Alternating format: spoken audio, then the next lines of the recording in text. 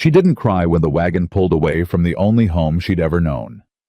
She didn't cry when the widow pressed $40 into her palm and whispered, "Forgive me." And she didn't cry when the silent rancher beside her refused to speak for 6 straight hours through the blinding snow. But when Eliza Grace Thornton stepped into that freezing cabin and saw 3 motherless children huddled by a dying fire, staring at her like she was either their salvation or their doom, that's when her hands began to shake. If you want to know what happened next, subscribe to our channel. Follow this story to the very end and comment below. Tell me which city you're watching from so I can see how far this tale has traveled. Montana Territory, November 1882. The wagon hit a frozen rut and Eliza's shoulder slammed against the wooden frame. She didn't make a sound. 6 hours now. 6 hours of nothing but wind, snow, and the broad back of a man who hadn't spoken a single word since he'd handed over the money. $40. That's what she was worth. $40 and a handshake. She pulled her shawl tighter, though it did nothing against the cold. The fabric was thin, patched twice at the shoulder, and the wind cut through it like it wasn't even there. "Storm's getting worse," she said. "Nothing. I said the storm's—" "I heard you." His voice was low, rough, like gravel scraped over wood. He didn't turn around, didn't even shift in his seat. Eliza pressed her lips together and stared at the back of his head. Dark hair touched with gray at the temples, shoulders wide enough to block out the sky, hands steady on the reins despite the wind that made her teeth chatter. Samuel Colton, 38 years old, widower, father of 3. That's all she knew. That's all the widow had told her before pushing her out the door. "He's a good man," Mrs. Brennan had said, her voice cracking. "Quiet, but good. His wife passed 4 years back. Children need a mother. You need a home. It's practical." Practical. Eliza had wanted to laugh. Instead, she'd nodded, taken her small bundle of clothes, and climbed into the wagon of a stranger. Because what choice did she have? The widow's debts had come due. The creditors had given her 2 options: work in the saloon or find a husband. Fast. Mrs. Brennan had found her a husband. For $40. "There's a blanket behind you," Sam said suddenly. Eliza blinked, pulled from her thoughts. She turned and saw a folded wool blanket tucked beneath a crate of supplies. "I'm fine." "You're shaking." "I said I'm fine." He made a sound. Might have been a grunt. Might have been a laugh. Hard to tell with his back to her. "Suit yourself." They rode in silence for another hour. The snow fell harder. The wind screamed. Eliza's fingers went numb, then her toes, then her nose. She refused to reach for the blanket. Stubborn. That's what her mother had called her. Stubborn as a mule in mud. Her mother had been dead for 5 years now. Father too. And Aunt Clara, the woman who'd raised her after, had died 6 months ago, leaving nothing but debts and a boarding house that couldn't pay them. Everyone Eliza loved had a habit of leaving. She wondered if this silent rancher would be any different, or if she'd wake up one morning to find another empty space where a person used to be. "We're here." Eliza looked up. Through the swirling snow she could make out the shape of a house. 2 stories. Wooden. A barn to the left, 2 smaller sheds to the right. Smoke curled from the chimney, thin and struggling against the wind. Sam pulled the wagon to a stop and climbed down. He moved around to her side, but didn't offer his hand. Just stood there waiting. She climbed down herself, her boots sinking into snow up to her ankles. "Door's unlocked," he said. "Go on in. I'll see to the horses." Then he walked away, leading the horses toward the barn, without looking back. Eliza stood there for a moment, snow collecting on her shoulders, and stared at the house that was supposed to be her home. She didn't feel anything. Maybe that was the problem. The door opened with a creak that echoed through the empty hallway. Eliza stepped inside, brushing snow from her arms, and stopped. 3 children stood in a row by the fireplace staring at her. The smallest one, a boy with wild dark curls and big gray eyes, clutched a wooden horse in his fist. He couldn't have been more than 4. Behind him stood a girl, maybe 7, with light brown hair and a face that looked like it had forgotten how to smile. She watched Eliza the way a rabbit watches a hawk, ready to bolt at the slightest movement. And in front of them, both arms crossed, jaw tight, stood a boy on the edge of manhood. 11, maybe 12. Dark hair like his father. Eyes that burned with something between anger and fear. Nobody moved. Nobody spoke. Eliza swallowed. "Hello." The little boy waved his wooden horse. "Hello?" The girl ducked behind her older brother. The older boy didn't move at all, just stared at her with those hard, suspicious eyes. "I'm Eliza," she said. I'm going to be staying here." "We know who you are." The older boy's voice was sharp. "Pa bought you." The words hit like a slap. Eliza felt her face flush, but she kept her voice steady. "Your father and I made an arrangement. That's different." "No, it ain't." He stepped forward, and behind him, the little girl grabbed a handful of his shirt. "You're here because Pa paid money for you, same as he'd pay for a horse or a cow." "Thomas?" The voice came from behind her. Low, firm, final. Eliza turned. Sam stood in the doorway, snow melting on his shoulders, his expression unreadable. "That's enough," he said. Thomas's jaw tightened. I said enough." Sam stepped inside and closed the door behind him. "Eliza is going to be living here now. You'll treat her with respect, all of you." Thomas glared at his father, then at Eliza, then turned and stormed up the stairs. His boots pounded against the wood like thunder. A door slammed somewhere above. The little girl flinched. Sam sighed, rubbing a hand over his face.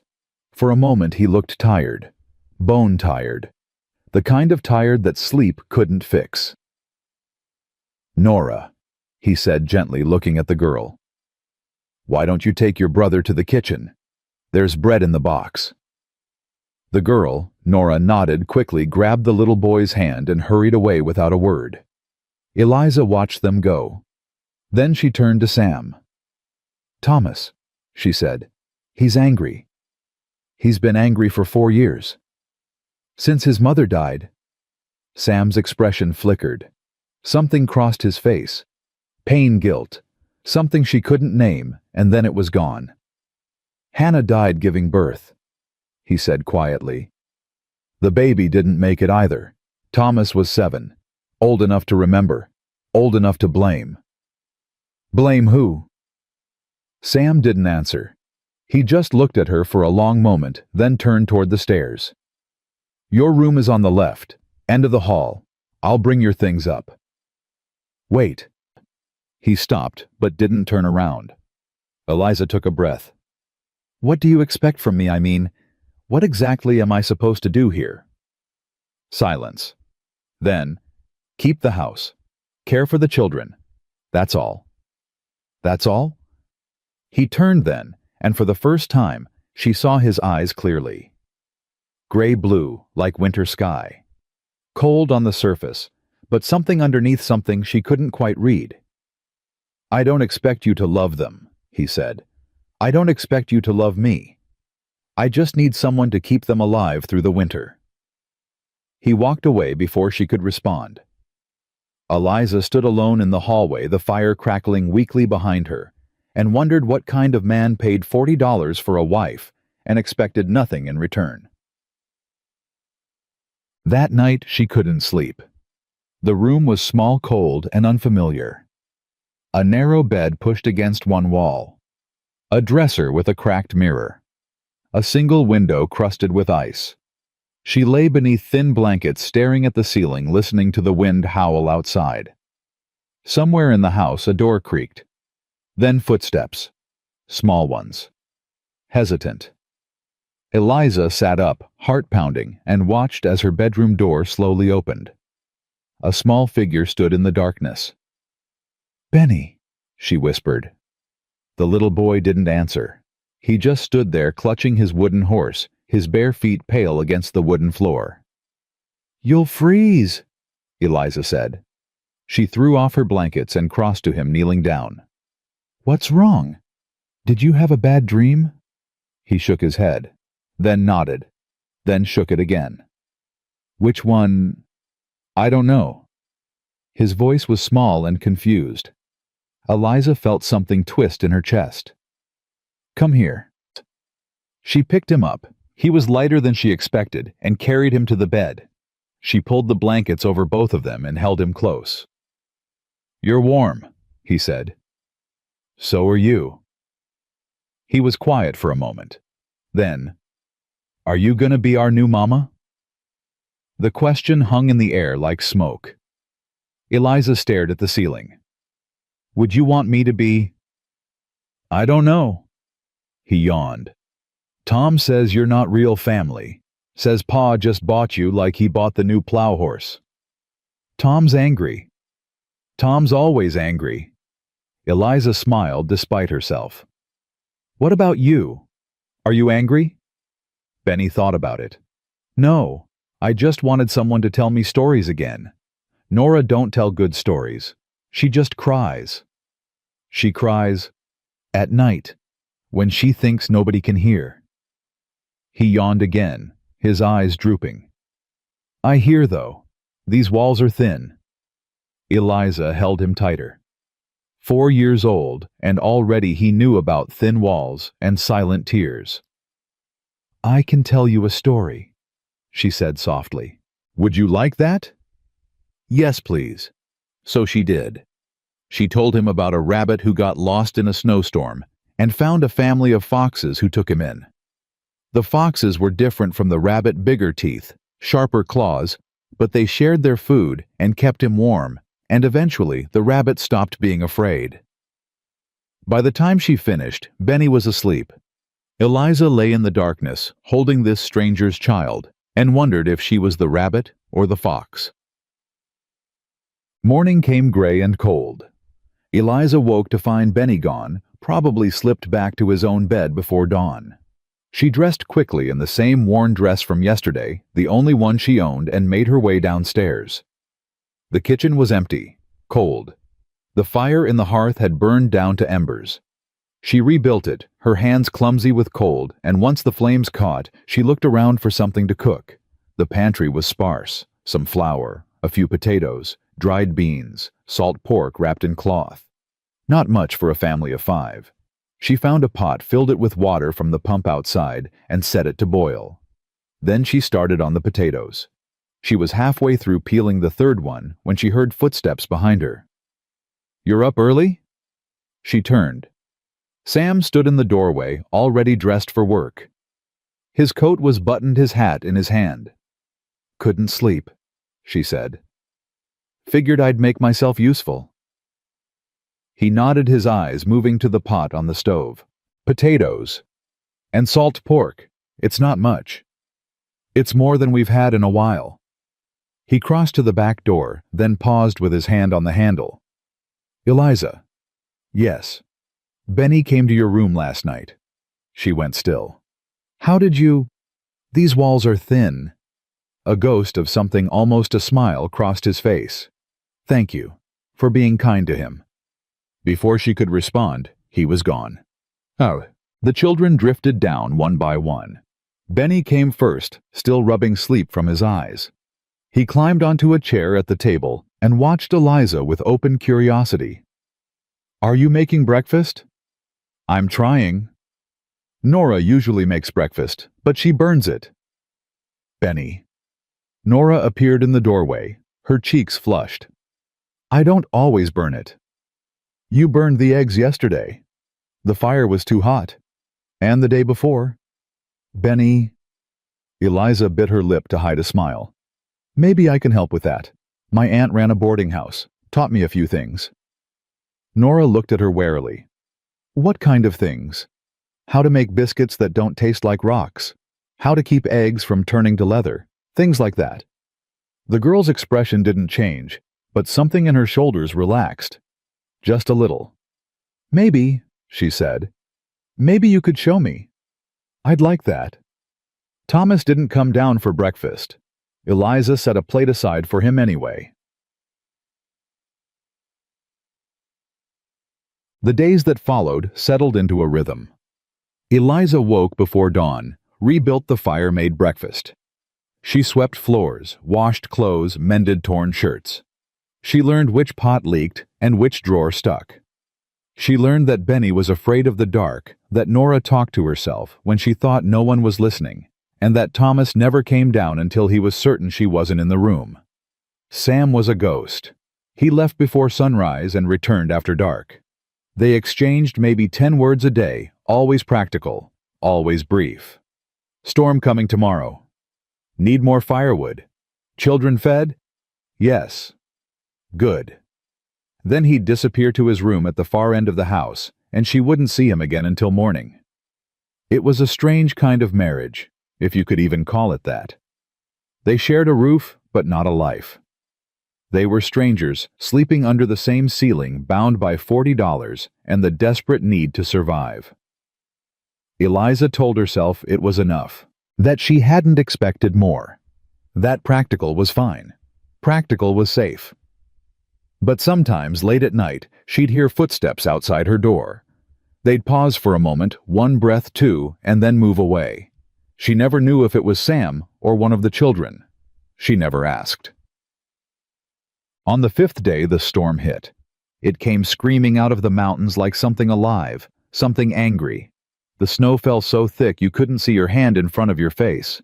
The wind tore at the shutters and shook the walls. Sam didn't come home. Eliza waited by the window watching the white chaos swirl and felt fear coiling tight in her chest. "Where's Pa?"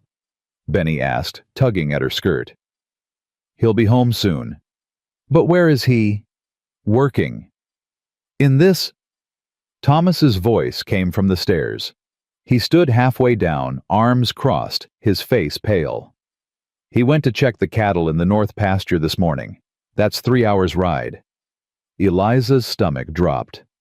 In this storm. He didn't know it was coming. For the first time, Thomas looked scared. Nobody knew. Nora started to cry. Benny clutched his wooden horse and pressed closer to Eliza. And Thomas, angry, stubborn Thomas, looked at her with eyes that were suddenly very young. "What do we do?" Eliza took a breath, then another. "We wait," she said. "We keep the fire going. We keep each other warm. And we wait." "But what if—" "Your father knows this land better than anyone. He'll find his way back." She said it with more confidence than she felt. They waited. Hours passed. The storm raged. The children huddled by the fire while Eliza paced from window to window, seeing nothing but white. Night fell and still no sign of Sam. Thomas hadn't moved from the window in 2 hours. His breath fogged the glass. His hands were clenched so tight his knuckles had gone white. "He should be back by now," he said. "I know." "What if he's hurt? What if he fell? What if the horse—" "Thomas." Eliza crossed to him and put a hand on his shoulder. He flinched but didn't pull away. "Your father is strong. He's smart. He survived worse than this. You don't know that." "No," she admitted. "I don't. But I know he has 3 children who need him. And I know he wouldn't give up, not while you're waiting for him." Thomas's jaw trembled. For a moment he looked like he might cry. Then he shoved the emotion down, buried it deep. "I hate waiting." "Me too." It was near midnight when they heard it. A sound at the door, weak, scraping. Thomas was on his feet instantly. He grabbed the rifle from above the fireplace and aimed it at the door. "Tom, wait!" Eliza started. The door burst open. A figure stumbled in, covered in snow, and collapsed on the floor. Sam. His face was gray. His lips were blue. Ice crusted his beard and eyebrows. He was shaking so hard his teeth chattered. "Pa!" Thomas dropped the rifle and ran to his father, falling to his knees beside him. "Pa, can you hear me?" Sam's eyes opened, barely. "Kids, safe." "We're fine, Pa. We're all fine." Good. His eyes started to close. That's good. No. Eliza pushed past Thomas and grabbed Sam's face between her hands. His skin was ice. No, you stay awake. Look at me. Sam, look at me. His eyes focused on her with effort. You don't get to do this, she said. You don't get to leave these children. Not tonight. Not ever. Do you understand me? Something flickered in his gaze. You're bossy. And you're half frozen. Thomas helped me get him to the fire. Together they dragged Sam across the floor to the hearth. Eliza stripped off his frozen coat, his boots, his gloves. His fingers were white. Bad sign. Blankets, she ordered. All of them. Benny, go get every blanket in the house. Nora put water on to boil. Thomas, I need you to keep him talking. Don't let him sleep. They scattered. Eliza worked fast, rubbing warmth back into Sam's hands, his feet, his arms. He groaned, but didn't fight her. Stupid, she muttered. Riding out in weather like this? What were you thinking? Cattle. Cattle aren't worth dying for. Didn't plan on dying. Well, you almost did.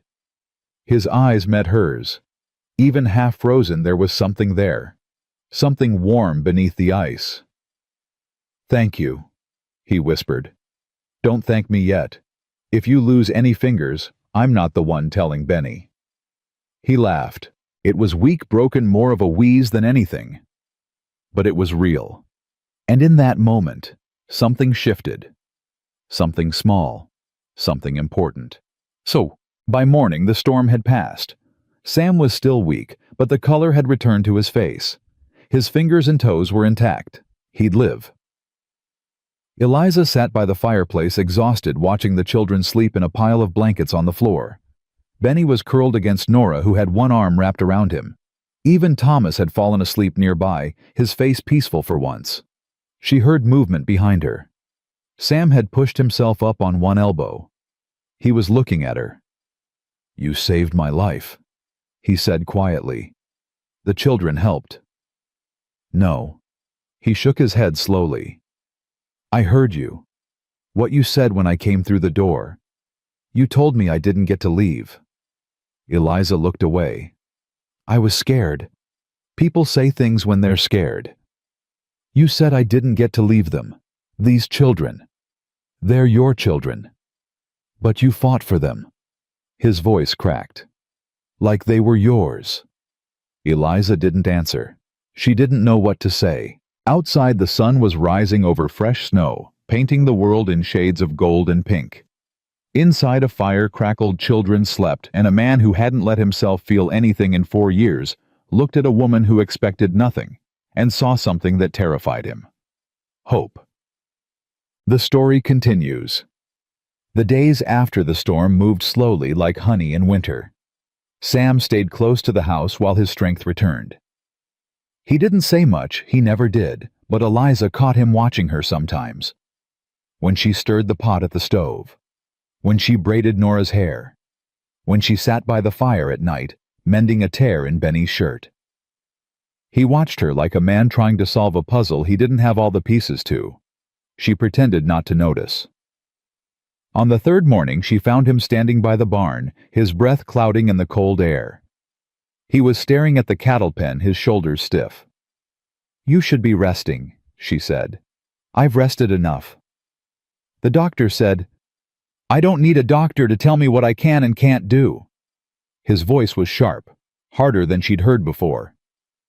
Eliza folded her arms. Fine, freeze to death out here, see if I care. She turned to go. Wait. She stopped, but didn't turn around. I didn't mean... He sighed. I'm not good at this. At what? Talking, being around people, being around you. Now she turned. He was looking at her, and for the first time, he seemed uncertain, almost vulnerable. Hannah used to say I was like a locked door, he said quietly. She spent years trying to find the key, and just when she thought she had it, he didn't finish. He didn't need to. I'm not trying to unlock anything, Eliza said. "I'm just trying to get through the winter." "I know." "Then stop looking at me like I'm something that needs figuring out."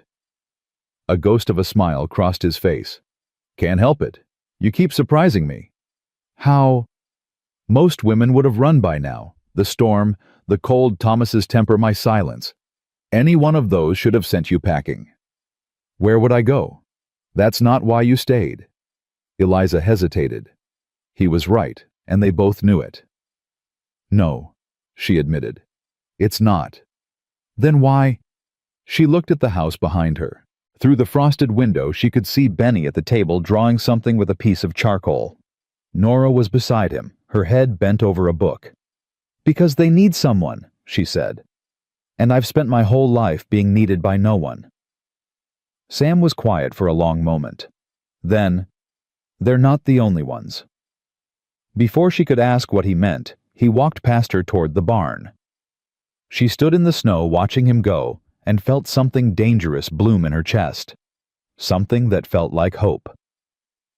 3 weeks passed. The rhythm of the house began to change, slowly, carefully, like ice thawing at the edges of a frozen river. Benny stopped tiptoeing around her. He'd climb into her lap without asking, show her the pictures he drew, ask her to tell him stories about the rabbit and the foxes. She invented new ones every night. The rabbit found a cave. The rabbit learned to hunt. The rabbit saved a baby deer from a flood. The rabbit's brave.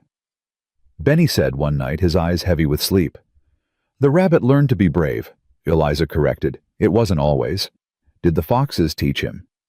"No, the rabbit taught himself, but the foxes gave him a reason to try." Benny smiled and closed his eyes. Nora took longer. She watched Eliza from doorways and corners, always keeping her distance. She answered questions with as few words as possible. "Yes. No. Maybe. I don't know." But one afternoon, Eliza found her crying in the pantry. The girl was curled behind the flour sacks, her knees pulled to her chest, her face buried in her arms. Her whole body shook with sobs. Eliza knelt down. "Nora, go away." "I can't do that." "Please." The word came out broken. "Please just go." Instead, Eliza sat down on the cold floor beside her. She didn't reach for the girl, didn't try to hold her. Just sat there, close enough to feel far enough to be safe. They stayed like that for a long time. Finally, Nora's sobs quieted. She lifted her head, her eyes red and swollen. "I had a dream," she whispered. "What kind of dream?" "About Mama." Her lip trembled. "She was lying in her bed and there was so much blood and she kept calling for me, but I couldn't move. I couldn't help her. I just stood there and watched her die." Eliza's heart broke. "You were 3 years old," she said gently. "There was nothing you could have done. But I remember." Nora's voice cracked. "I remember the blood. I remember the screaming. I remember Pa carrying something small and wrapped in white. And I knew it was the baby. And I knew it was dead." Tears spilled down her cheeks. "I see it every night. Every single night. And no one talks about it. Pa won't say her name. Tom gets angry if I mention her. Benny doesn't even remember her face."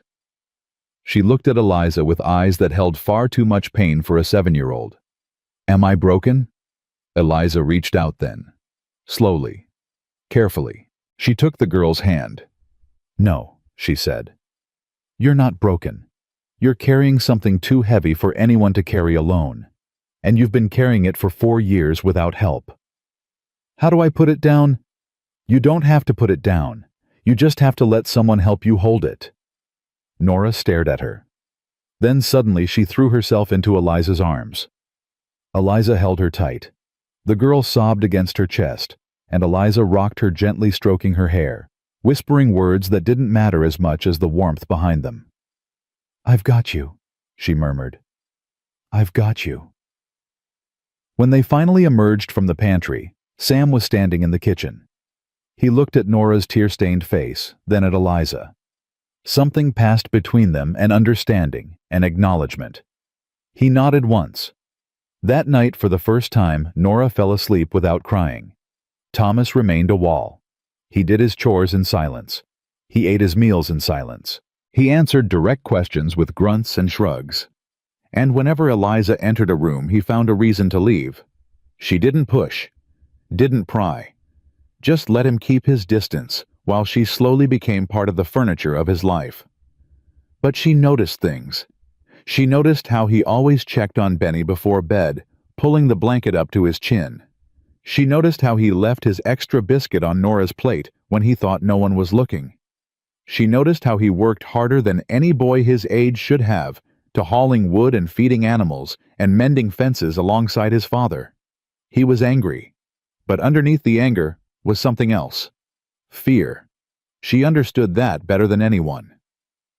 One evening she was darning socks by the fire when Thomas came downstairs. He stopped when he saw her, his jaw tightening. "I thought you'd be asleep," he said. "Couldn't sleep. Too much on my mind." He hesitated. Then instead of leaving, he sat down on the opposite end of the hearth. They sat in silence for a long while. The fire crackled. Wind whispered against the windows. "You were there," Thomas said suddenly. Eliza looked up. "What?" "When Pa came back from the storm. You were there. You didn't run. You didn't panic. You just took charge. Someone had to. But it didn't have to be you." He stared into the flames. "You could have let him freeze. You could have taken the money from the strongbox and disappeared. Nobody would have blamed you." "Is that what you expected me to do?" "It's what I would have done if I was bought by strangers and stuck in a house full of people who didn't want me." "You wanted me gone," Eliza said. "You still do." "That's not—" He stopped, started again. "I don't know what I want.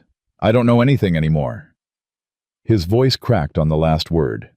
Eliza set down her darning. "Can I tell you something?" He shrugged. "When I was 14, my parents died. Fever took them both in the same week. I had to bury them myself because no one else would come near the house." Thomas looked at her. "I was so angry," she continued. "At them, at God, at everyone who walked past our door and pretended not to hear me crying. I carried that anger for years.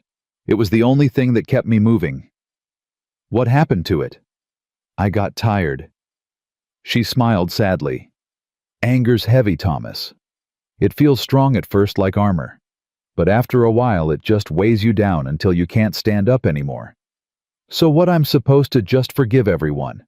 Forget that Ma died? Pretend like everything's fine?"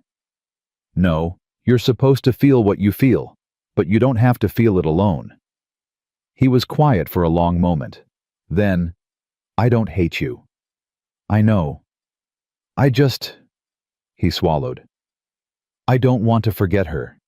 And every time you do something she used to do, braid Nora's hair, sing to Benny, make biscuits the way she made them, it feels like she's disappearing. Like you're replacing her." "I'm not trying to replace her, Thomas. I couldn't even if I wanted to." "Then what are you trying to do?" Eliza considered the question. "I'm trying to keep this family from falling apart, that's all. Not because I have to, because I want to." Thomas stared at her like he was seeing her for the first time. "Why?" "Because you're worth keeping together." He blinked. Once, twice. Then he stood up abruptly and walked to the stairs. He paused at the bottom step, his back to her. "Good night," he said quietly. "Good night, Thomas." He went upstairs. It wasn't forgiveness, not yet. But it was a crack in the wall, and sometimes that's all it takes. Winter tightened its grip on Montana. The snow piled higher, the days grew shorter, the cold seeped into everything: walls, bones, hearts. But inside the Colton house, something was changing. Benny started calling Eliza Liza instead of ma'am. Nora began sitting next to her at mealtimes instead of across the table. Even Thomas had stopped leaving rooms when she entered them. And Sam? Sam was the hardest to read. He'd started staying inside longer in the evenings. He'd sit by the fire pretending to read while the children played, but Eliza caught his eyes drifting to her again and again. One night after the children were in bed, he spoke. "You've changed things." Eliza looked up from her mending. "What do you mean?" "This house. It used to feel like a tomb. Now it feels like—" "Like what?" He struggled with the word. "Like a home." "It was always a home, Sam. It just forgot how to breathe." He leaned forward, his elbows on his knees, his hands clasped together. The firelight caught the gray in his hair, the lines around his eyes. "Hannah used to say that," he murmured. "That houses breathe. That they hold the feelings of the people inside them." "She sounds like she was wise." "She was. Wiser than me, anyway." He paused. "She would have liked you." Eliza's hand stilled on the needle. "You think so?" "I know so. You're stubborn like she was, strong. You don't take nonsense from anyone, including me." "Especially you." He laughed. It was a small sound, rusty from disuse, but real. "Can I ask you something?" Eliza said. "Depends on what it is." "Why did you do it? Why did you pay $40 for a stranger when you could have hired someone, a housekeeper, a nanny, anyone?" Sam was quiet for a long time. "Because I needed someone who wouldn't leave," he finally said. "Housekeepers leave when the work gets hard. Nannies leave when they find better positions. But a wife is stuck. That's not what I meant. But it's what you thought." He met her eyes. "Yes, at first. I thought if I paid for you, you'd stay. You'd have no choice. And now? Now I wish you had a choice. Because if you stay—" He didn't finish. "If I stay what?" He stood abruptly and walked to the window. His back was to her, his shoulders rigid. "Forget it. It doesn't matter." "Sam?" "I said, forget it." Eliza put down her mending and crossed to him. She didn't touch him, she knew better than that, but she stood close enough that he could feel her presence. "I'm not going anywhere," she said softly. "You don't know that." "I know I'm standing here. I know I'm choosing to stay. And I know that $40 has nothing to do with it anymore." He turned. His face was inches from hers. In the firelight she could see every line, every shadow, every trace of the man he'd been before grief hollowed him out. "Why?" he whispered. "Why would you choose this, choose us?" "Because you asked me to stay through the winter, and somewhere along the way I stopped wanting to leave." His hand came up, slowly, like he was afraid she might shatter. He brushed a strand of hair from her face. "Eliza. Sam." For a moment she thought he might kiss her. Then a sound from upstairs, a child's cough, broke the spell. Sam stepped back. His hand dropped to his side. "I should check on Benny," he said. "I'll do it." "No. I'll go." He paused at the stairs. "But Eliza?" "Yes." "Thank you. For staying." He disappeared upstairs before she could respond. Eliza stood alone by the fire, her heart pounding, her cheeks warm. She touched the place on her face where his fingers had been. And for the first time since arriving at this frozen ranch in the middle of nowhere, she let herself imagine a future. A real one. The next morning she woke to screaming. It was Nora, high and sharp and terrified. Eliza threw off her blankets and ran. She found Sam already in the children's room, Nora sobbing in his arms. Benny stood by the window, his face pale. "What happened?" Eliza demanded. "It's Thomas," Sam said. His voice was tight, controlled, but underneath she heard the fear. "He's gone." "Gone? What do you mean gone?" "His bed's empty, his coat's missing, and the back door was open when I came down." Eliza's blood went cold. "How long?" "I don't know. Could be hours." Outside, the wind howled. Snow was falling again, thick and fast. A boy alone in that. A boy who was angry and hurting and didn't know how to ask for help. Eliza grabbed her coat. "What are you doing?" Sam asked. "Going after him." "In this, you'll freeze before you find him." "Then I'll freeze." She pulled on her boots, her hands shaking. But I'm not letting that boy die alone in the snow because he's too stubborn to come home. Sam stared at her. Then he grabbed his own coat. I'm coming with you. The children? Nora's old enough to watch Benny for a few hours. He knelt down to his daughter. Lock the door. Don't open it for anyone but us. Keep the fire going. Can you do that? Nora nodded, her face wet with tears. Good girl.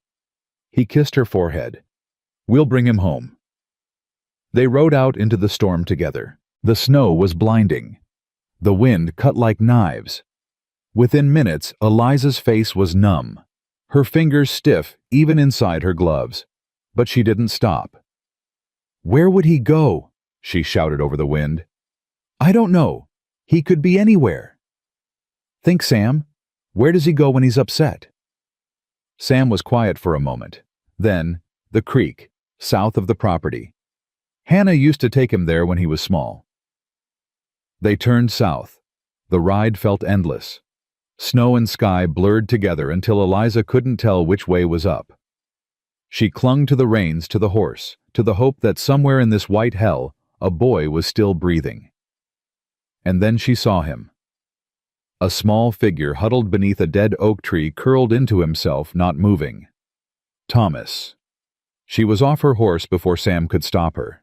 She ran through the snow, her boots sinking, her lungs burning. He was alive, barely. His lips were blue. His eyes were closed. His coat was covered in ice.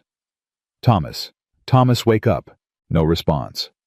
Sam reached them, falling to his knees beside his son. Tommy, open your eyes.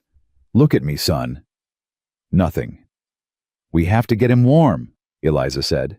Now. They carried him together, his body limp between them, got him onto Sam's horse, rode back through the storm as fast as they dared. By the time they reached the house, Thomas still hadn't opened his eyes.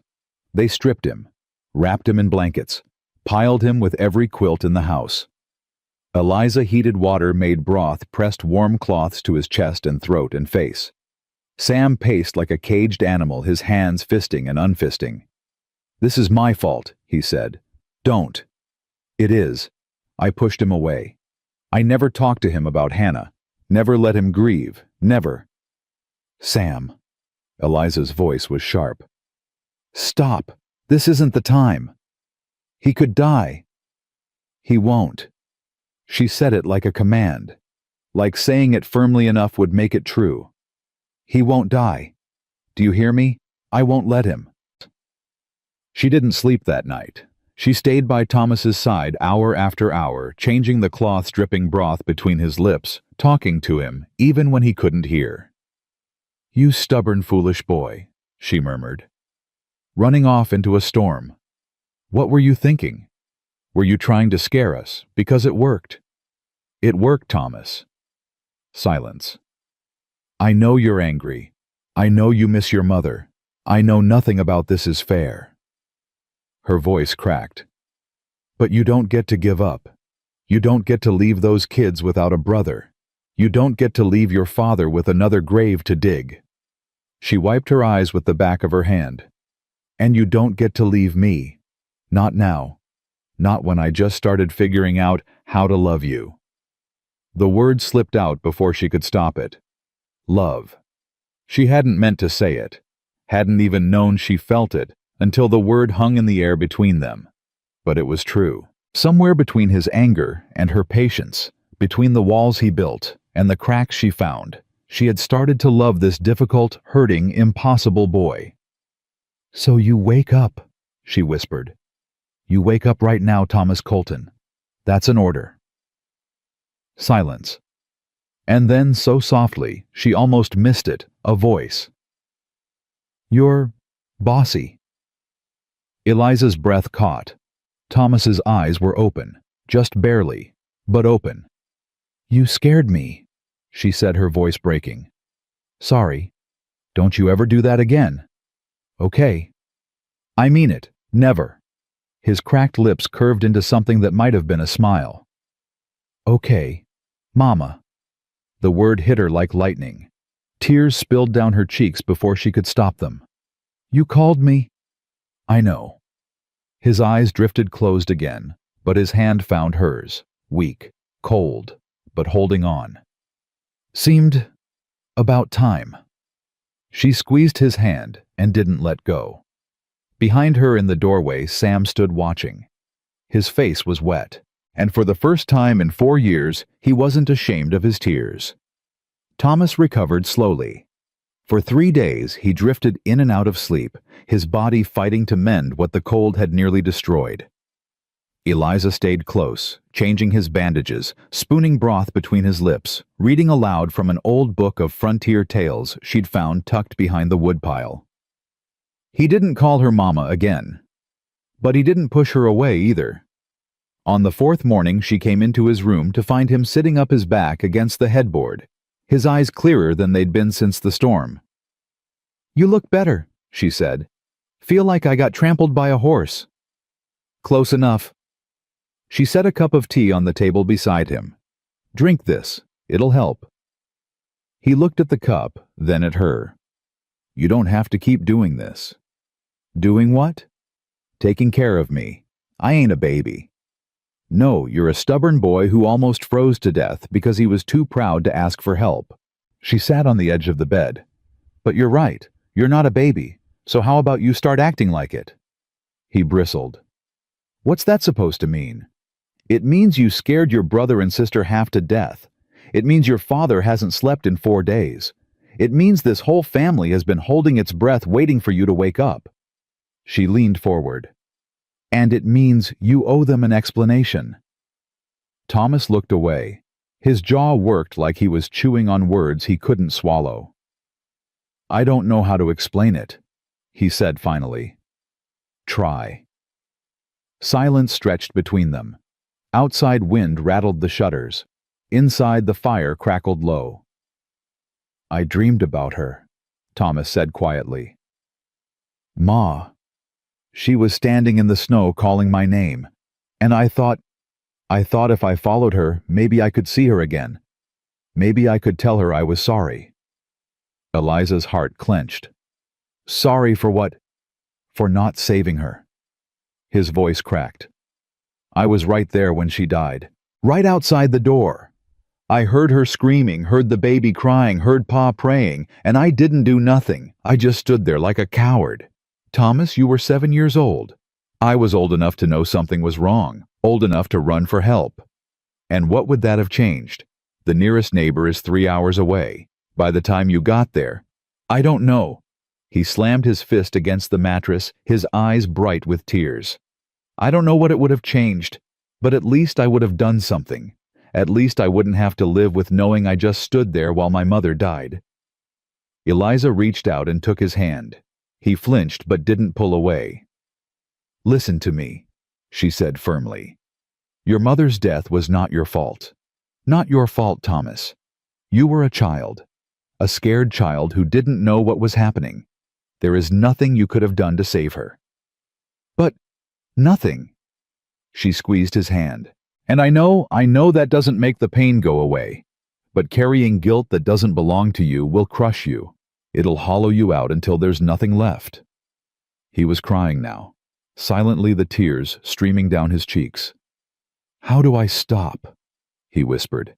"How do I make it stop hurting?" "You don't. Not completely. But you let people in. You let them share the weight. You stop trying to carry it alone." "I don't know how." "Then learn." She brushed the tears from his face with her thumb. "You've got a father who loves you even if he doesn't know how to show it. You've got a brother and sister who look up to you. And you've got me." He looked at her. Really looked at her, maybe for the first time since she'd arrived. "Why do you care?" he asked. "You didn't ask for any of this. You didn't ask for us." "No, I didn't. But somewhere along the way, I stopped wishing I was somewhere else." She smiled softly. "You're stuck with me now, Thomas Colton, whether you like it or not." For a long moment, he just stared at her. Then slowly he leaned forward and rested his forehead against her shoulder. Eliza wrapped her arms around him and held on. He didn't say anything. He didn't have to. Some things don't need words.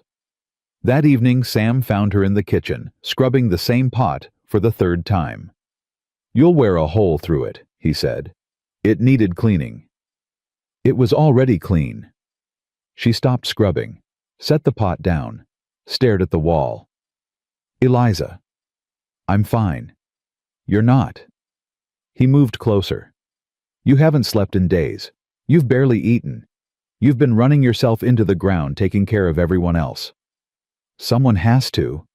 Not at the cost of yourself." She turned to face him. "What do you want me to say, Sam? That I'm tired? That I'm scared? That every time I close my eyes, I see Thomas lying in that snow, and I think about what would have happened if we'd been 10 minutes later?" Her voice broke. Sam stepped forward and caught her shoulders. His grip was firm, steady. "I think about it too," he said quietly. "Every minute. I think about how close I came to losing another person He stopped. Eliza's breath caught. "Another person you what?" He looked at her. His eyes, usually so guarded, were open now, vulnerable. "Another person I care about," he said. The words hung in the air between them. Eliza felt her heart hammering against her ribs. "Sam? I know I don't show it. I know I'm not good at this. I've spent 4 years building walls so high I forgot there was anything on the other side." His hands slid from her shoulders to her arms, holding her gently. "But you came crashing through like you didn't even see them." "I saw them." "Then why didn't you stop?" "Because I've lived behind walls my whole life. I know what it's like to be trapped inside them." She met his gaze. "And I didn't want that for you. For the children. For this family. What about for yourself? I stopped thinking about myself a long time ago." "Then start again." His voice was rough. "Start thinking about what you want, Eliza. Not what I need. Not what the children need. What you want." She stared at him. No one had ever asked her that. Not once in her entire life. "I don't know," she whispered. "I've never been allowed to want anything." "You're allowed now." His hand came up to her face. His thumb traced the line of her jaw. "So, what do you want?" She could feel the warmth of him, the steadiness, the weight of everything unspoken between them pressing against her chest. "I want..." She swallowed. "I want to stop being afraid." "Afraid of what?" "Of this. Of you. Of letting myself believe this is real." Her voice trembled. "Everyone I've ever loved has left. My parents, my aunt, everyone. And I keep waiting for you to leave too. I'm not going anywhere. You don't know that." "I do." He leaned closer, his forehead nearly touching hers. "Because I've already lost one family, Eliza. I won't survive losing another." The tears came then, hot and fast, streaming down her cheeks. Sam pulled her against his chest and held her. She sobbed into his shirt for Thomas, for Nora, for Benny, for herself. For every year she'd spent alone, every night, she'd gone to bed hungry, every morning she'd woken up wondering if anyone would notice if she disappeared. And Sam held her through all of it, steady as a mountain, warm as the fire she'd thought she'd never find. When her tears finally slowed, she pulled back and looked at him. "I must look terrible," she said, wiping her eyes. "You look alive." "That's not much of a compliment." "It is to me." Something shifted in the air, a charge like lightning about to strike. Sam leaned in, and then for the first time, he kissed her. It was gentle, tentative, like a question he was afraid to ask. But Eliza answered it. She kissed him back, her hands fisting in his shirt, pulling him closer. 4 years of grief and loneliness poured out of him. 19 years of abandonment and fear poured out of her. And in that moment, something new was born. Something fragile. Something precious. Something worth fighting for. The next few weeks brought a fragile peace. Thomas grew stronger. He started coming downstairs for meals, sitting at the table, instead of hiding in his room. He didn't talk much. He was still Thomas after all, but he no longer flinched when Eliza brushed past him, no longer left rooms when she entered. One afternoon she found him in the barn brushing down one of the horses. "Need help?" she asked. He shrugged. "If you want." She grabbed a brush and started working on the other side. They worked in silence for a while. The horse snorted contentedly, shifting its weight. "I never thanked you," Thomas said suddenly. Eliza looked up. "For what?" "For coming after me. In the storm." He kept his eyes on the horse. "Pa told me you were the one who wanted to go, that you wouldn't let him talk you out of it. Someone had to find you. But it didn't have to be you." He finally met her gaze. "That's the thing I keep thinking about. You could have stayed safe. You could have let Pa go alone. But you came." "Of course I came." "Why?" She set down her brush. "Because when I was 14 years old, I lost everyone I loved, and I swore that if I ever found people worth keeping, I'd fight for them, no matter what." Thomas was quiet for a moment. Then, "Ma used to say something like that. She said love isn't just a feeling. It's a choice. Something you do every day, even when it's hard." She sounds like she was a smart woman. She was. He swallowed. "I wish you could have met her." "Me too." He went back to brushing the horse, but something in his shoulders had relaxed. Some weight he'd been carrying had shifted. "Hey, Eliza." "Yeah. Thanks. For not giving up on me." She smiled. "Couldn't if I tried." February brought the cruelest cold.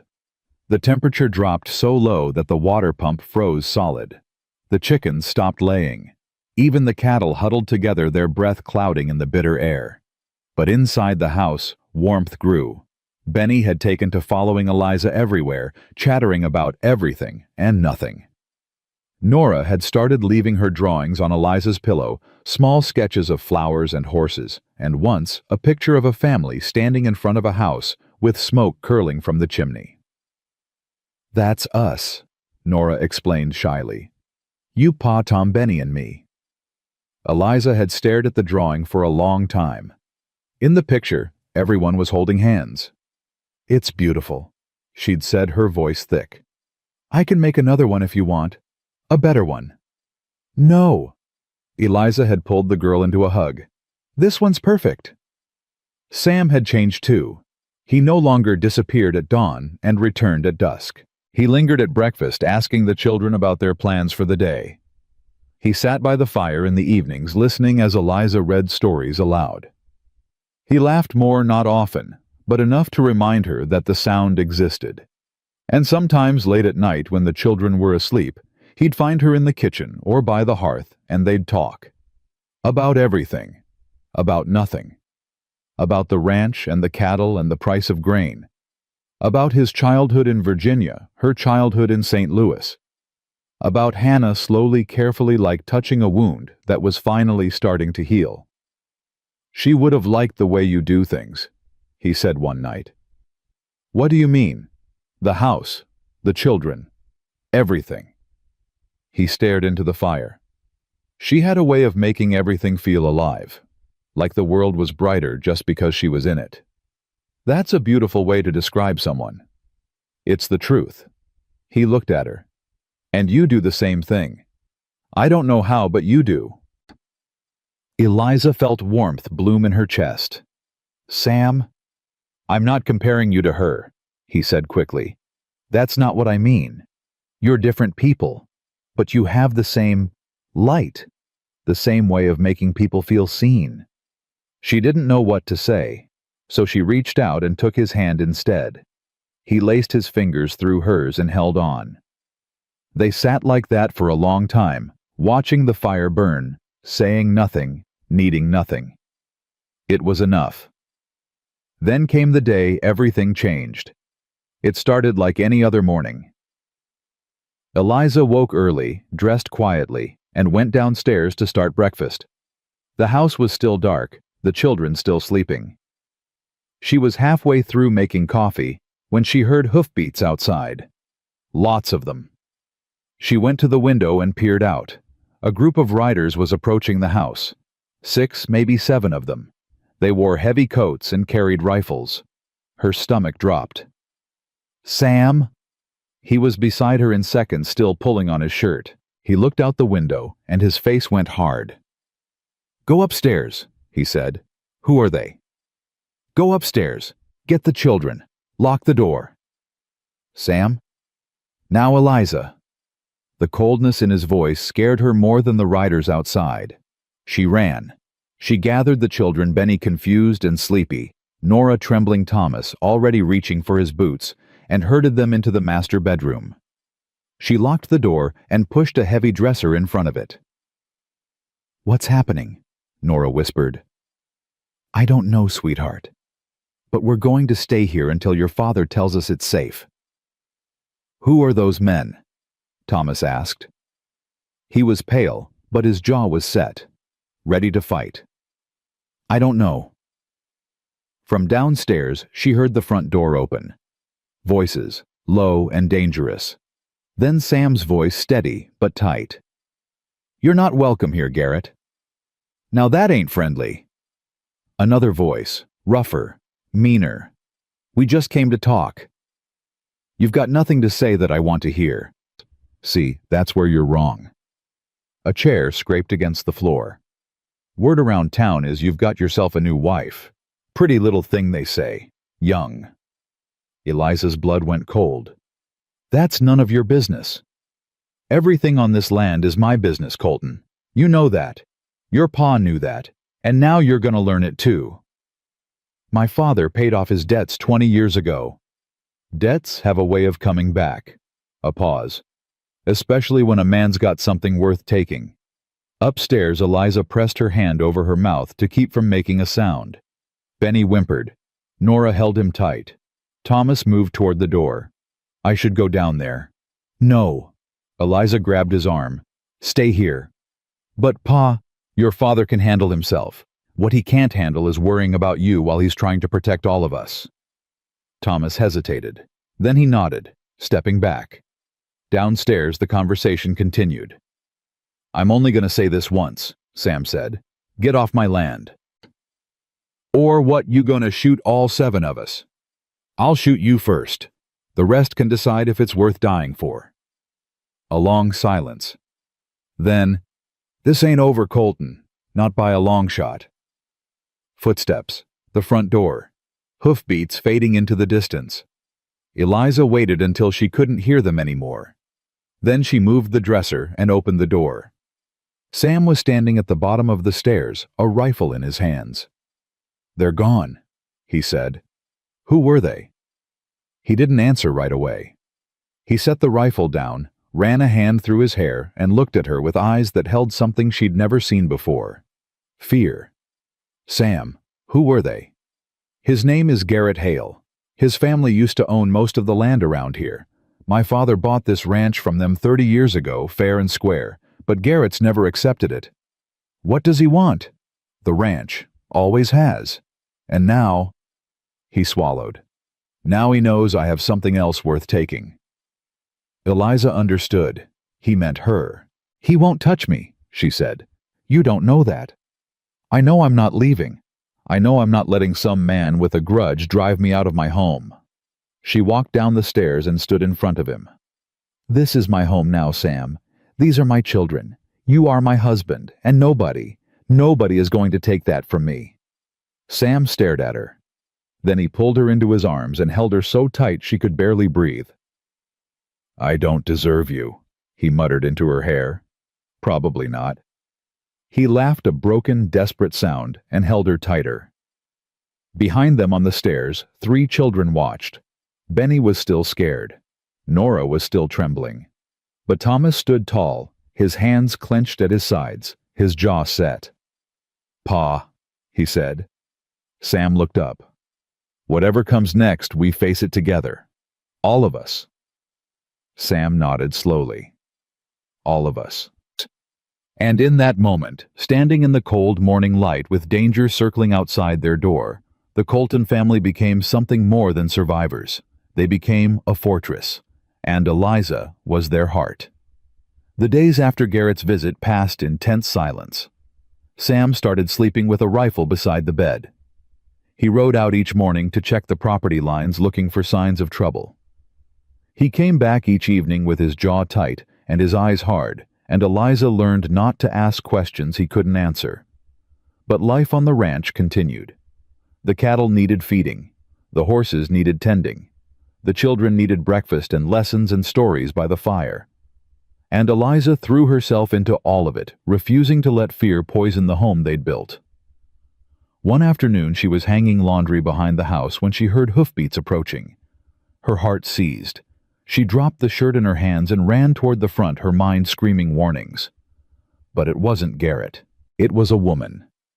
She was older, maybe 60, with silver hair pulled back in a tight bun, and a face weathered by decades of Montana winters. She sat atop a sturdy mare, her back straight as a fence post, her eyes sharp as broken glass. "You must be the new wife," she said. Eliza straightened. "And you are?" "Margaret Holt. My land borders yours to the east." She dismounted with surprising ease for a woman her age. "Folks in town have been talking about you." "I'm sure they have." "Don't get defensive, girl. I ain't here to judge." Margaret tied her horse to the post and walked toward Eliza with a measured stride. "I came to warn you." "About Garrett. So you've met him?" Margaret's expression darkened. "Then you know what kind of man he is." "I know he showed up with 7 armed men and threatened my husband." "That's just the beginning." Margaret stopped in front of her. "Garrett Hale has wanted this land since before you were born. His daddy lost it to Sam's daddy in a card game, and the Hales have been trying to get it back ever since." "Sam said his father bought it fair and square." "He did, but Garrett don't see it that way. To him, this land was stolen, and he'll do anything to take it back." Eliza felt cold despite the weak winter sun. "What do you mean, anything?" Margaret's eyes met hers. "His first wife died in a fire. House burned down in the middle of the night. Nobody could prove anything, but everybody knew." "Knew what?" "That Garrett said it himself. She was planning to leave him, you see, take the children, and go back east to her family." Margaret's voice was flat. "He'd rather see her dead than lose control of what he thought was his." Eliza's stomach turned. "And the children?" "Died in the fire, too. All 3 of them." The world tilted. Eliza reached out and grabbed the fence post to steady herself. "Why are you telling me this?" "Because you need to understand what you're dealing with." Margaret stepped closer. "Garrett Hale ain't just greedy. He's evil. The kind of evil that smiles while it's killing you. And now he's got his eyes on this ranch and on you. He won't touch me." "That's what Hannah used to say." Eliza's breath caught. "You knew Hannah?" "I was her friend, one of the only ones she had out here." Margaret's hard expression softened just for a moment. "She was a good woman, strong, kind, loved those children more than anything in this world." "What happened to her?" "You know what happened. She died in childbirth." "But there's something else, isn't there? Something you're not saying." Margaret was silent for a long moment. Then she sighed. "Hannah was scared the last few months before she died. Garrett had been coming around making offers on the ranch. Sam kept refusing. And Garrett kept pushing." She paused. "Hannah told me she thought someone was watching the house, said she felt eyes on her every time she stepped outside." "You think Garrett—" "I don't think anything. But I know that woman was healthy as a horse her whole life. And then suddenly in her 3rd pregnancy, everything went wrong." Margaret shook her head. "Maybe it was just bad luck. Maybe God just decided it was her time. But I've always wondered." Eliza felt sick. "Does Sam know?" "I never told him. What good would it do? Hannah's gone. The baby's gone. Putting suspicions in his head wouldn't bring them back." Margaret met her eyes. "But you're here now, and you need to know what kind of danger you're in." "Why do you care?" "You don't even know me." "No." But I know what it's like to be a woman alone in this territory. I know what men like Garrett do to women they can't control." Her voice hardened. "And I know that if something happens to you, those 3 children in that house are going to lose another mother. I won't let that happen. Not again." Eliza stared at her. Then slowly she nodded. "Thank you," she said, "for warning me." "Don't thank me. Just be careful." Margaret turned back to her horse. "And if you ever need help, my ranch is 2 hours east. I've got 12 hands who know how to shoot and aren't afraid of Garrett Hale." She mounted her horse and looked down at Eliza one last time. "Watch your back, girl, and watch your family." Then she rode away, leaving Eliza alone with the weight of everything she'd just learned. That night, after the children were asleep, Eliza told Sam everything. He listened in silence, his face growing darker with every word. When she finished, he stood and walked to the window, his back to her. "Sam, I should have killed him years ago." "That wouldn't have solved anything." "It would have solved this." He turned to face her, and she saw something in his eyes she'd never seen before. Rage. Pure burning rage. "He's been circling my family like a wolf for 15 years, and I've just let him. Hoping he'd give up. Hoping he'd move on. You couldn't have known." "I should have known." He slammed his fist against the wall. "Hannah was scared, Eliza. The last months of her life she was scared, and I didn't see it. I was too busy with the ranch, too focused on the cattle, too blind to see that something was wrong."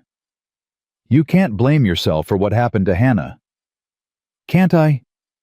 His voice cracked. "Margaret's right. Hannah was healthy, strong, and then suddenly everything went wrong.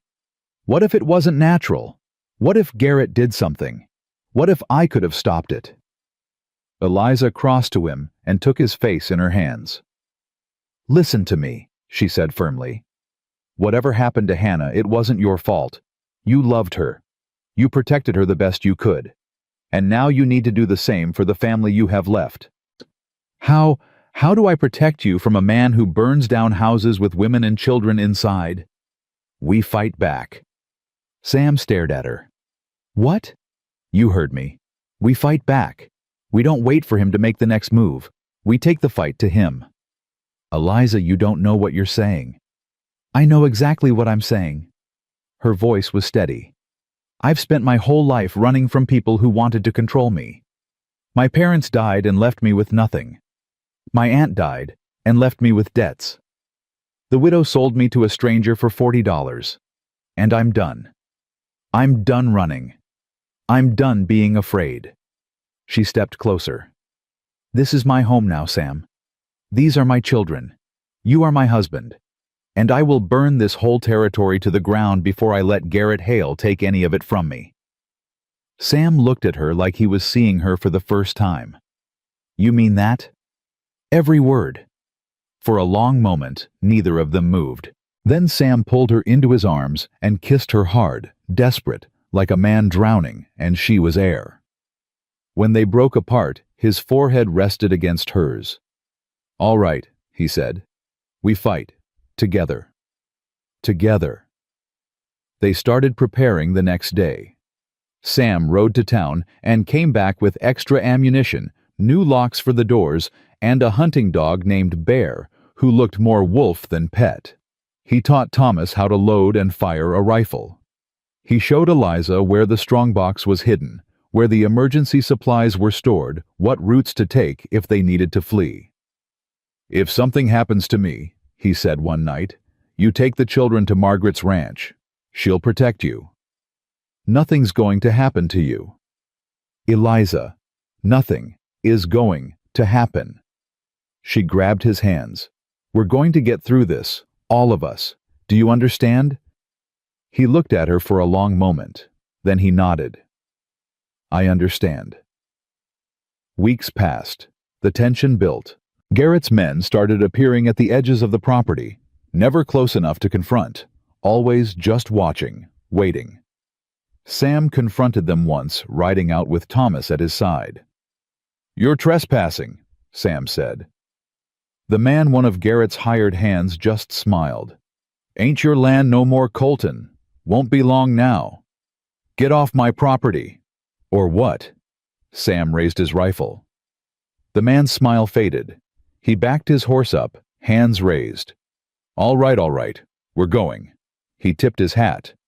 But we'll be back, and next time you might not see us coming. They rode away. Thomas looked at his father. What do?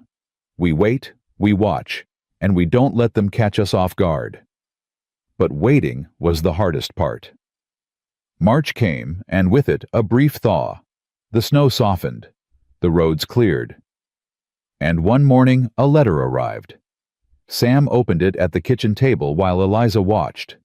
His face went pale. What is it? He handed her the letter without a word. She read it. Mr. Colton, it has come to our attention that there may be irregularities in the deed to your property. We request that you appear before the Territorial Court in Helena on April 15th to present your documentation. Failure to appear will result in forfeiture of your claim. Sincerely, Judge Theodore Marsh. Eliza looked up. This is Garrett's doing. Has to be. He's got connections in Helena. Probably paid off half the court. Can he do that? Can he just take the land through the courts? If I can't prove the deed is legitimate, yes. Sam ran a hand over his face. My father's papers are somewhere in this house. I haven't looked at them in years. Then we find them. They searched for 3 days. They went through every drawer, every chest, every box in the attic. They pulled up floorboards and emptied closets, and dug through crates that hadn't been opened since Sam was a child. On the 3rd night, Thomas found it. Pa, Eliza, in here. They ran to the back room, where Thomas was kneeling beside an old trunk. In his hands, he held a leather folder, yellow with age. Inside were the papers. The original deed to the Colton Ranch, signed and sealed, dated 1852. Sam took it with trembling hands. This is it, he breathed. This proves the land is ours, legally, irrefutably. Eliza felt tears prick her eyes. We can fight him. We can win. But when she looked at Thomas, his face wasn't relieved. It was troubled. What is it? She asked. I found something else. He reached back into the trunk and pulled out a second folder. It was underneath the deed. Sam took it and opened it. His face went white. What? Eliza moved to his side. Sam, what is it? He handed her the papers.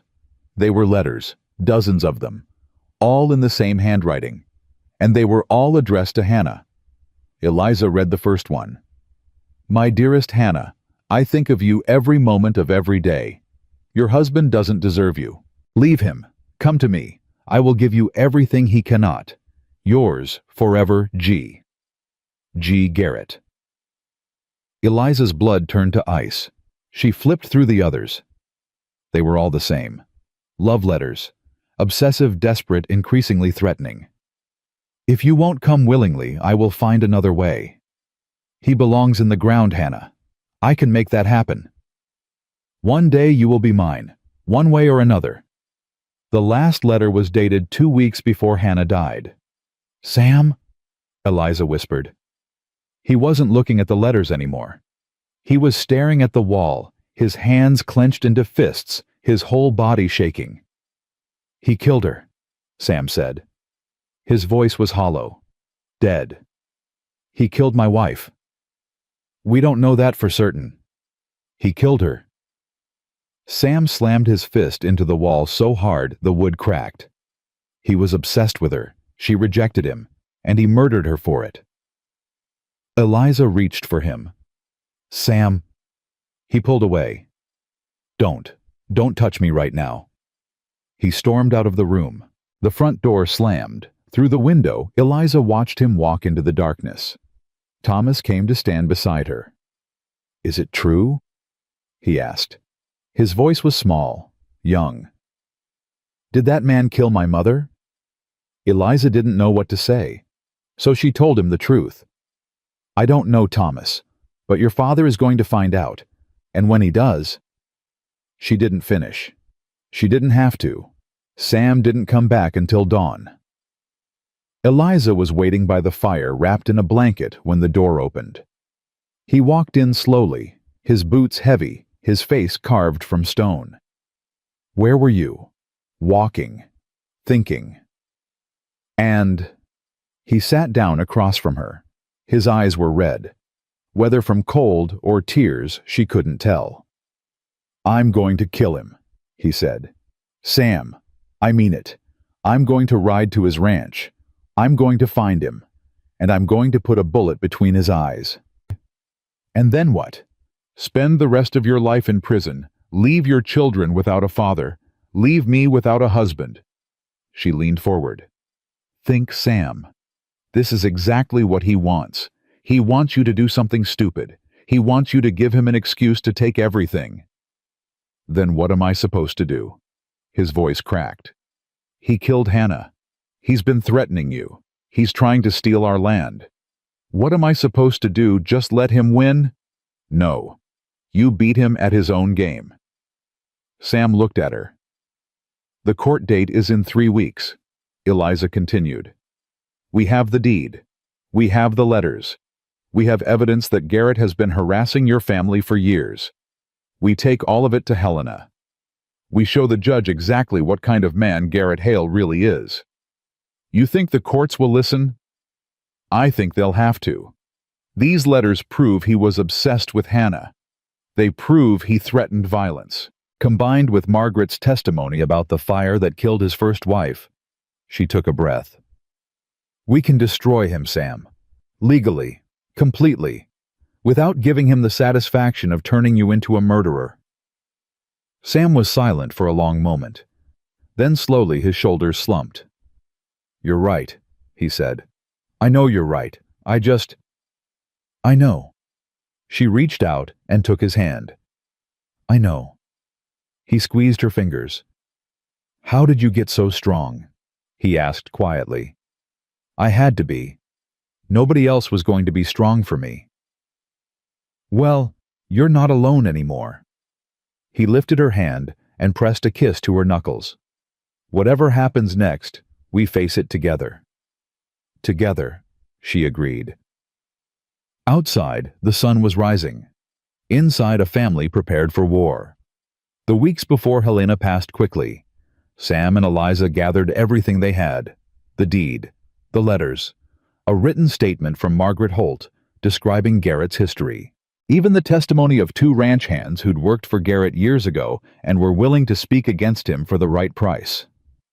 Thomas took charge of the ranch while they were gone, his face set with determination. I won't let anyone near this place, he promised. I know you won't. Sam gripped his shoulder. You're the man of the house while I'm gone. Take care of your brother and sister. I will, Pa. Nora clung to Eliza's skirt. You're coming back, right? Of course we are. Promise? Eliza knelt down and looked into the girl's eyes. I promise, Nora. Nothing in this world could keep me from coming back to you.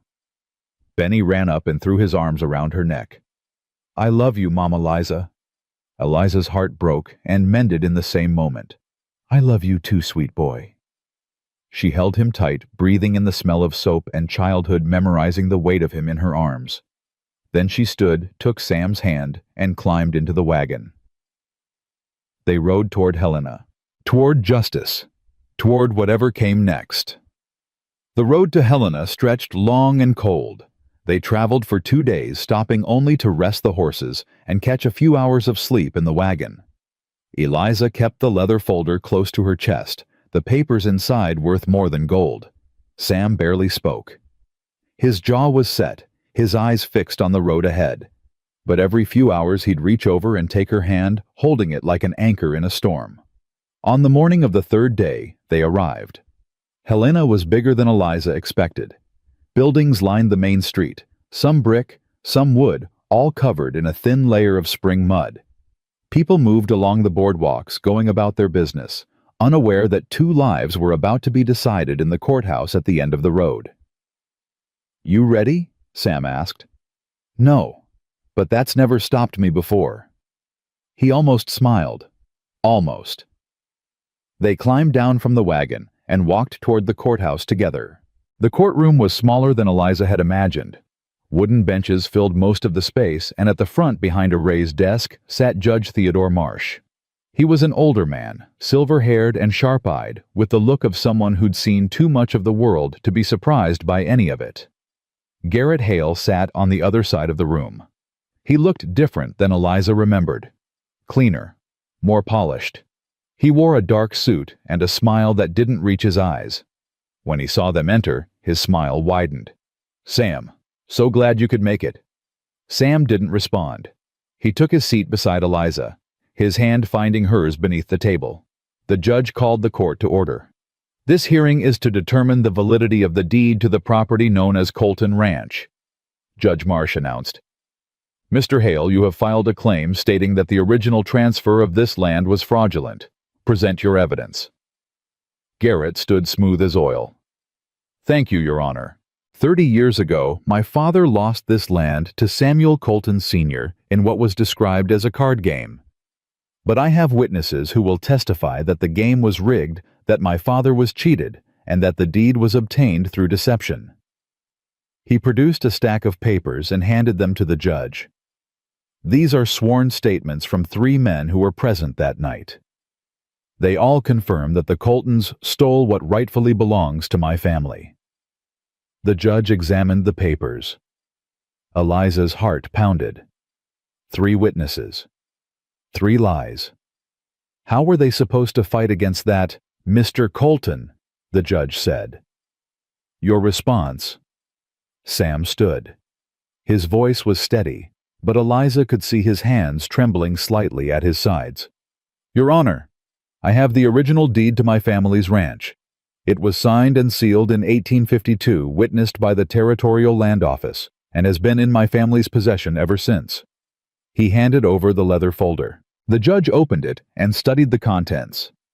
"This appears to be in order," he said slowly. "The seal is authentic. The signatures match the records." Garrett's smile flickered. "With respect, Your Honor, a piece of paper doesn't change the fact that the land was stolen. A piece of paper is exactly what determines ownership in a court of law, Mr. Hale." "Then perhaps the court should consider other evidence." Garrett's voice turned cold. "Evidence of the Coltons' true character." He produced another folder. "I have here documentation proving that Samuel Colton's first wife, Hannah, was planning to leave him before her death. That she had written to her family back east, begging them to send money for her escape. That she feared for her life." Sam went rigid. "That's a lie," he said. "Is it?" Garrett's eyes glittered. "Perhaps the court would like to read her letters." He handed the folder to the judge. Eliza watched as Judge Marsh opened it and began to read. His expression remained neutral, but his eyes moved back and forth across the pages with increasing attention. "These letters," the judge said slowly, "appear to describe a woman in fear of her husband." "They're forgeries," Sam said. "Hannah never wrote those words." "Can you prove that?" I can." Everyone turned. Eliza was standing, her voice clear and strong. "I can prove it, Your Honor." Garrett's smile returned. "And who might you be?" "I'm Eliza Colton, Samuel's wife." She stepped forward. "And I have evidence that Mr. Hale has been obsessed with Hannah Colton for years. That he pursued her relentlessly. That he threatened violence when she rejected him." She pulled out the letters they'd found in the trunk. "These are the real letters, Your Honor, written by Garrett Hale to Hannah Colton. They prove that he was the one stalking her, that he was the one making threats, and that he may have been responsible for her death." The courtroom erupted. Garrett lunged to his feet. "That's outrageous. Those are obvious forgeries." "The handwriting can be verified," Eliza said calmly, "as can the dates. These letters span 5 years, Your Honor. 5 years of harassment, threats, and obsession." She handed the folder to the judge. Judge Marsh took it, read. His face grew darker with every page. "Mr. Hale," he said finally, "these letters appear to be in your handwriting." "They're not. I never..." One of them references a fire that killed your first wife and children. The judge's voice was ice. A fire that was ruled accidental, but has long been the subject of speculation. Garrett's face went white. That has nothing to do with this case. It has everything to do with your credibility, Mr. Hale. The judge set down the letters. I am dismissing your claim against the Colton property. Furthermore, I am ordering a full investigation into the circumstances surrounding the death of your first wife. You can't do this. I can, and I am. Judge Marsh stood. Mr. Hale, you are not to leave Helena until the investigation is complete. Court is adjourned. He slammed his gavel. The sound echoed through the room like a gunshot. Outside the courthouse, Sam pulled Eliza into his arms and held her so tight she couldn't breathe. You did it, he said. You saved us. We saved us. Together. He pulled back and looked at her, his eyes shining. I love you, Eliza. The words hit her like a wave. What? I love you. He cupped her face in his hands. I don't know when it happened.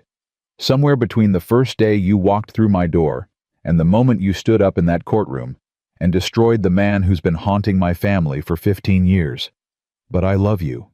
More than I ever thought I could love anyone again. Eliza felt tears streaming down her face.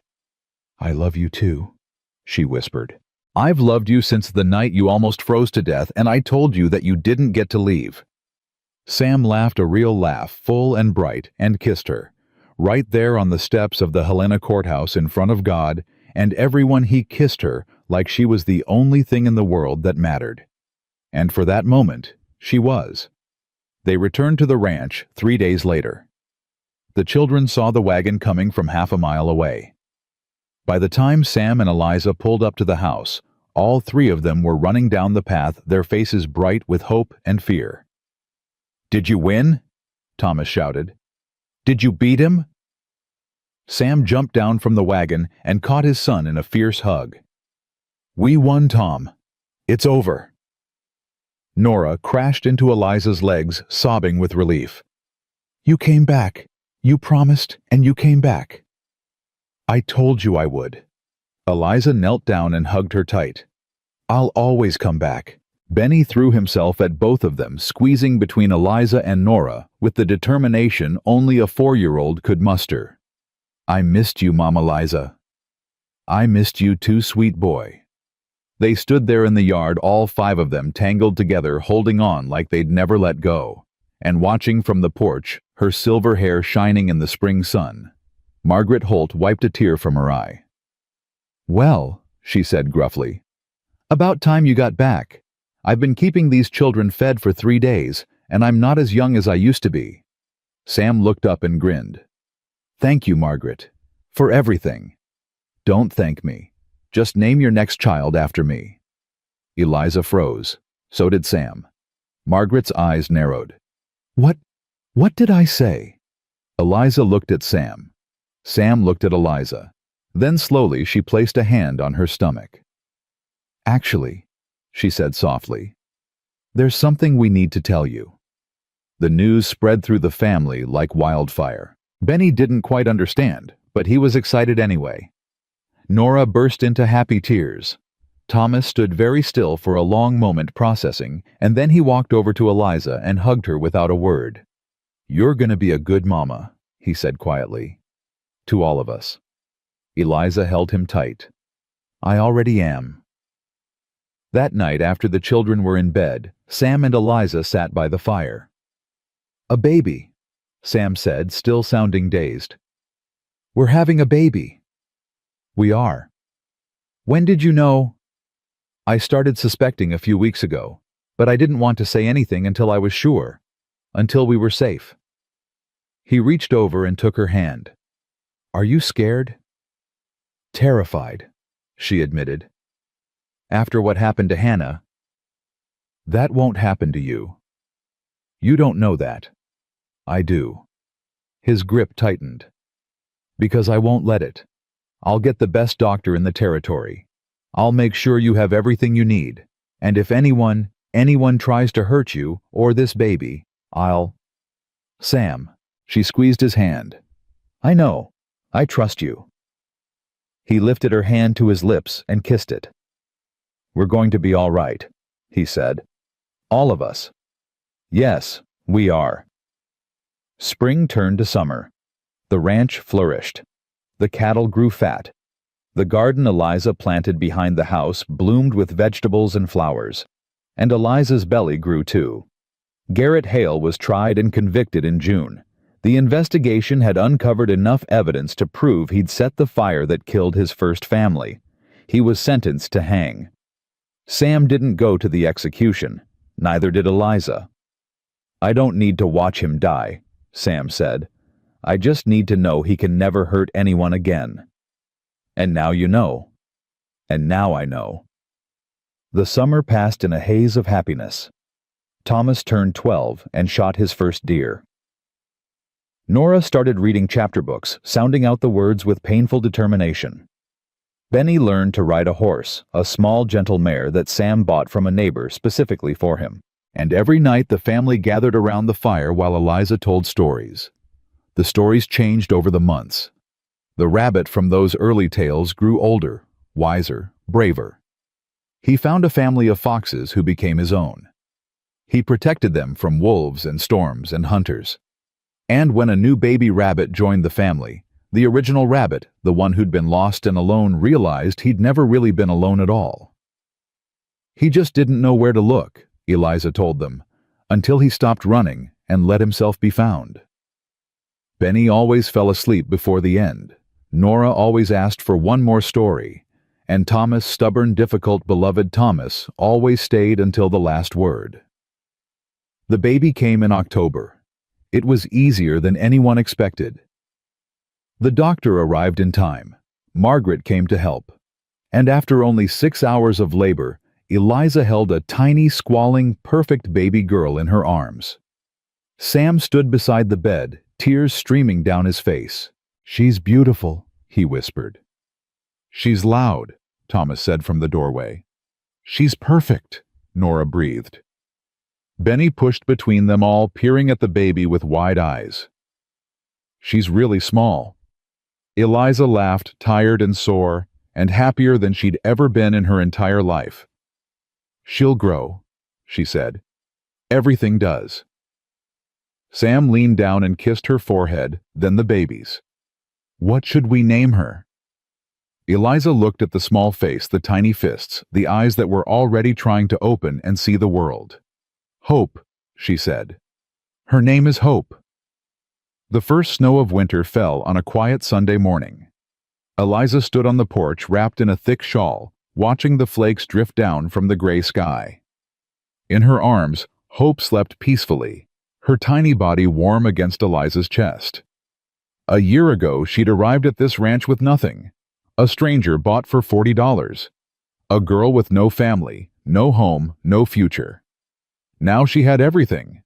A husband who loved her, children who called her mother, a home that breathed with warmth and laughter, and a baby, her baby, who represented everything she'd thought she'd never have. Sam came up behind her and wrapped his arms around them both. What are you thinking about? Everything. Nothing. She leaned back against him. How strange life is. How one moment you can have nothing and the next, you can have everything. Something like that. He pressed a kiss to her temple. I never told you, he said quietly, what you mean to me. You tell me every day. Not with words. Words aren't everything. No, but some things need to be said. He turned her to face him, careful of the baby between them. You saved my life, Eliza. Not just in the storm, not just in the courtroom, every single day. You saved me from becoming the kind of man who dies before his heart stops beating.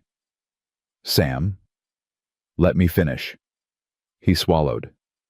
When Hannah died, I thought I'd never feel anything again. I thought I'd just exist. Keep the ranch running. Keep the children fed. Wait for the end. His voice cracked.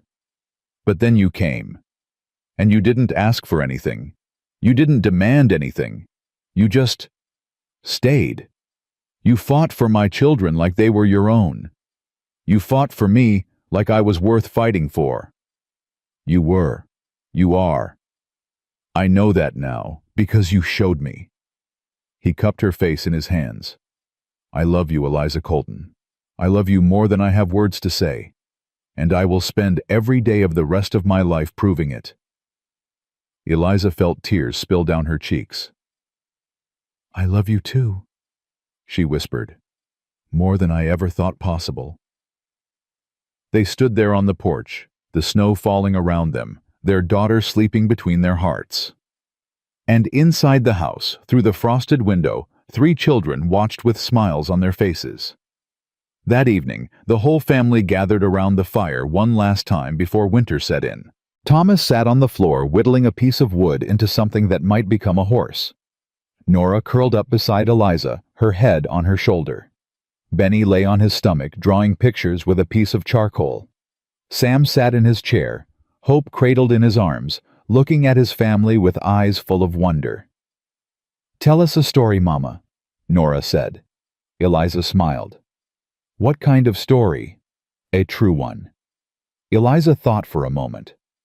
"Once upon a time," she began, "there was a girl who had nothing, no family, no home, no hope." Benny looked up. "That's sad." It was sad, but the girl didn't give up. She kept going even when everything seemed impossible. And one day, she found herself in a place she'd never expected. A ranch in Montana in the middle of winter, with a man who didn't know how to love, and 3 children who'd forgotten how to smile. Thomas stopped whittling. He was listening now. At first the girl thought she'd made a terrible mistake. The man was cold. The children were angry. The work was hard, but the girl didn't run. She stayed. She fought. She opened her heart even though she was terrified of being hurt again. "What happened?" Nora whispered. "Something miraculous." Eliza's voice softened. "The man learned to love again. The children learned to trust again. And the girl who thought she'd never have a family realized she'd had one all along. She just hadn't known where to look." "Is that the end?" Benny asked. "No." Eliza looked around the room at Thomas, at Nora, at Benny, at Sam, at the baby sleeping in his arms. "It's just the beginning." Sam reached over and took her hand. "The best stories don't really end," he said. "They just keep going." "Forever?" Benny asked. "Forever," Eliza agreed. Outside, the snow continued to fall, covering the ranch in a blanket of white. The wind whispered through the trees.